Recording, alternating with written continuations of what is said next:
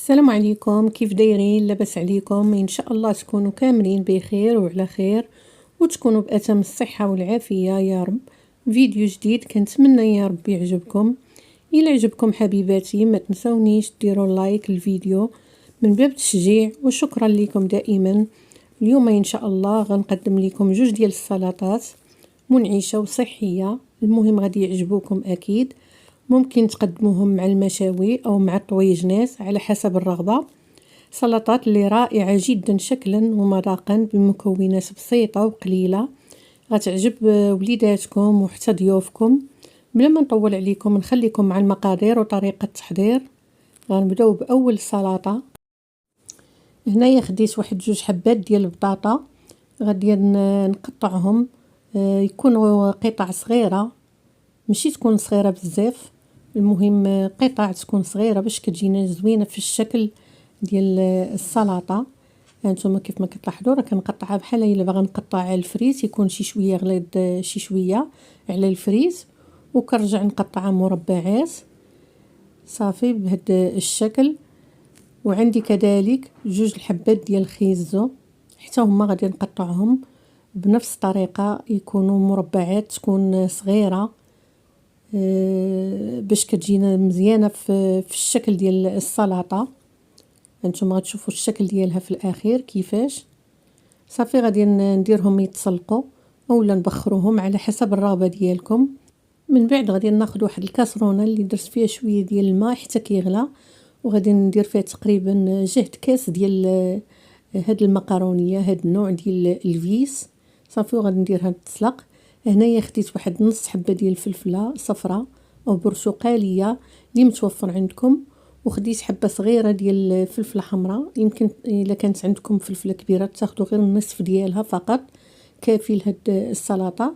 وغادي نقطعها حتى هي مربعات. بالنسبه للخس نظفتو مزيان ورقدتو في الماء حتى حيد منه التراب، وغادي نقطعوه بهذا الشكل، نقطعو رقيق باش يجيني مزيان في السلطه. يمكن لكم تنوعوا في الالوان ديال الخس، يمكن لكم ديروا الخس الشكل اخر اللي كيكون فيه الاحمر.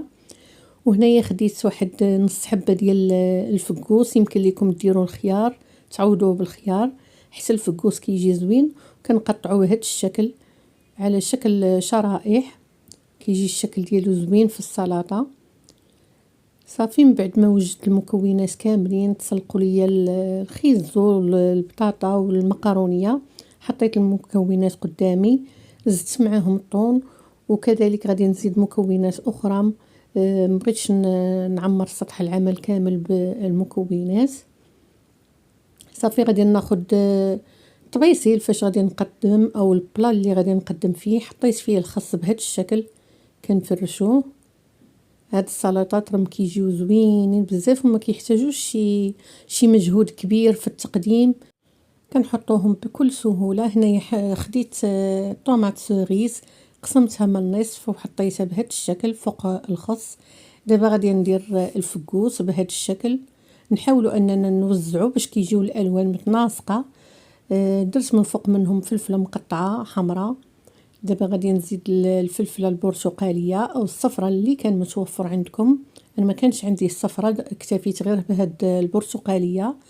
وغادي ندير واحد شويه ديال الذره معلبه، كتعطي واحد الجماليه زوينه لهاد السلطه. وكذلك الزيتون اسود مقطع حتى هو.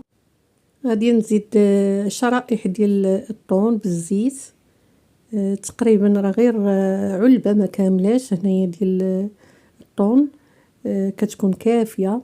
غنحاول نوزعهم بشكل يكون متساوي.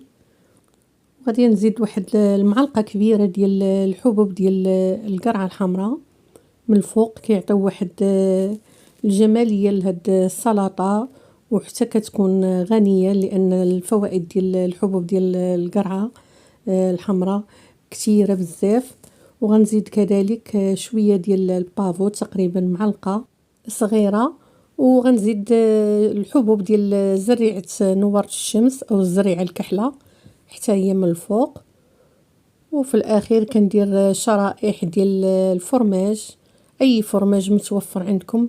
تقدروا ديروا حتى الفرماج المربع اللي كيكون بالحجم الصغير تقطعوه على 4 او المثلث حتى هو كيجي زوين. المهم تزينوا باللي متوفر عندكم. وإلا بغيتو تزيدوا تغنيو هاد السلطه اكثر يمكن لكم تزيدوا شي حبه ديال القمرون او الكالامار من الفوق، غيعطيوها واحد الجماليه اكثر وغناء اكثر لهاد السلطه. وهذا هو الشكل النهائي ديالها، كتجي رائعه والالوان ديالها مبهجه. دابا غندوزو باش نحضروا الصلصه اللي غنرافقوا بها هاد السلطه.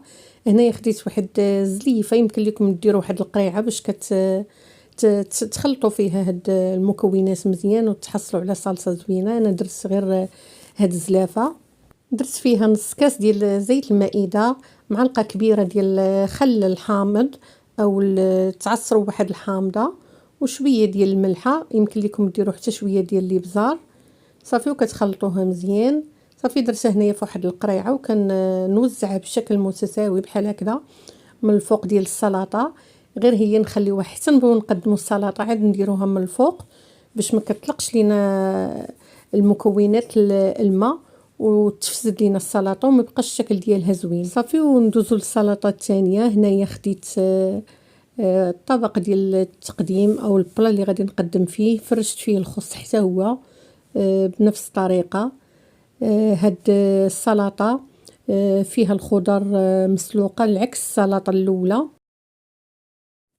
صافي هنايا غادي ندير واحد الكميه ديال المقرونيه او الفيس، يمكن لكم تغيروا من الشكل ديال هاد لي بات.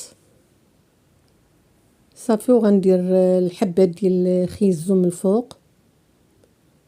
انا هاد 2 خيزوات راه داروا ليا وشاطو، الا كانوا الحبات ديال الخيزو كبار راه غير وحده كافيه، وحتى بالنسبه للبطاطا راه غير حبه ديال البطاطا كافيه. صافي وكنوزع البطاطا حتى هي بنفس الشكل. نحاولوا اننا نديروا واحد تناسق البلا ديالنا. صافي وكنزيد الفلفله الصفراء والفلفله الحمراء.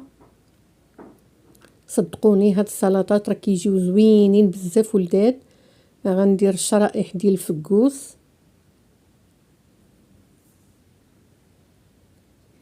نحاول نوزعهم بشكل يكون متساوي. وندير كذلك طوماط سوريز اللي قطعتها من النصف غنوزعها بهذا الشكل. الا كانت عندكم حتى الصفراء حتى هي كتجي زوينه في الشكل. انا هذه هي اللي كانت متوفره عندي. درت شويه ديال الذره معلبه، شويه ديال الزيتون اسود. صافي وكنوزع بشكل متناسق وكندير شويه ديال الطون حتى هو، يعني علبه ديال الطون راه دارت لي هاد السلطه والسلطه الاخرى. صافي وكندير البيض مسلوق اللي قطعته على 4 بهذا الشكل. صافي ودابا غادي ندوزو باش نحضروا المايونيز او الصلصه اللي غادي ترافق لينا السلطه. هنايا خديت واحد البيضه مسلوقه ودرتها في هاد الكويس. غادي نزيد عليها ياغورت مسوس او ياغورت طبيعي، معلقه ديال الخل ديال الحامض، وواحد نص معلقه ما كاملاش يعني 4 معالق ديال المطهر لانه شويه مجهد، وواحد الفص ديال الثوم. صافي وغادي نطحن هاد المكونات مزيان. من بعد غادي نزيد واحد 4 كاس ديال زيت المائده او زيت الزيتون اللي متوفر عندكم. صافي وغنطحن المكونات مزيان مع بعضياتهم حتى كنتحصل على واحد الصلصه اللي كتجي رائعه وكتجي بنينه بزاف. جربوها ان شاء الله غادي تعجبكم. صافي وهذه بالشكل النهائي ديال السلطه. غادي ندير فوق منها الصلصه بهذا الشكل على شكل خطوط. من الاحسن لو كان عندكم هاد القريعه يكون فيها الثقب رقيق باش كيجي الشكل ديال السلطه زوين. انا كان عندي شويه غليظ شي شويه، ما عطانيش المنظر او الجماليه كيف بغيت. وزدت طريفات ديال الفرماج بقاو ليا من السلطه الاولى، درتهم في شويه ديال البافو وحطيتهم من الفوق كيعطيو واحد الجماليه زوينه لهاد السلطه. وكيف ما كتشوفوا هادو هما السلطات ديالنا ساهلين وبساطين في المقادير ديالهم وصحيين. ممكن ديروا اي اضافه نتوما كتعجبكم او تحيدوا اي حاجه ما عجباتكمش.